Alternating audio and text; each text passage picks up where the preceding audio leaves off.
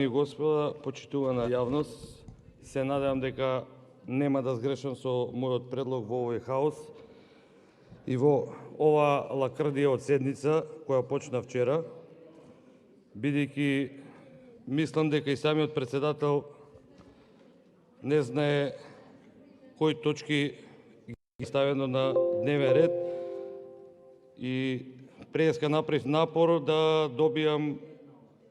го добијам предлогот на дневниот ред.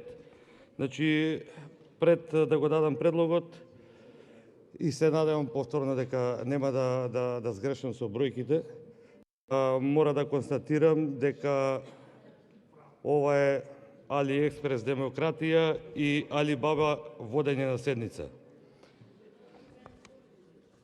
Па вака, сега имам неколку мислам дека 20... Кажи што ви е предлогот, а после што ќе мислите ваше. Ве молам, не ми упаѓате во зборот, се надевам ќе се снајдам, значи ако сгрешам... Добре да кажете што е предлогот, а дали е прав или погрешен... Ама што се брзате, ја не ви кажав, не ви се меша во работата кога бевте во Украина, да кажете таму дека со 59 сте избрани за председател.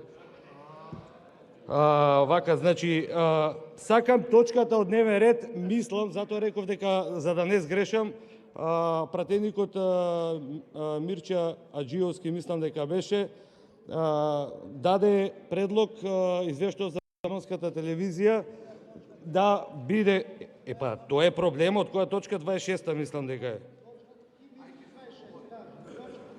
Точка 26, окей, така мислиш.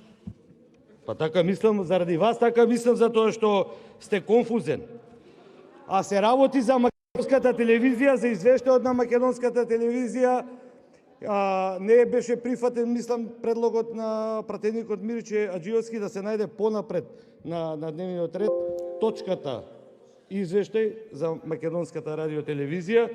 Затоа давам предлог, бидејќи мислам дека за оваа точка треба по-сеофатна анализа и да не се работи во еден оваков хаос, затоа што мислам дека македонската телевизија заслужува повеќе време и повеќе можност да се најде на друга седница. Значи, ве молам, пратеници, после укинувањето на слушајте. На радиодифузната такса, 1% од буџетот треба да се префрла на македонската радиотелевизија. Тоа не се случува и во помал обем во неколку години назад, и за да не ни се случува фрлање на знаме организирано од македонска телевизија на Евровизија, барам оваа точка да се тргне од дневен ред и да се стави на некоја друга седница. Благодарам.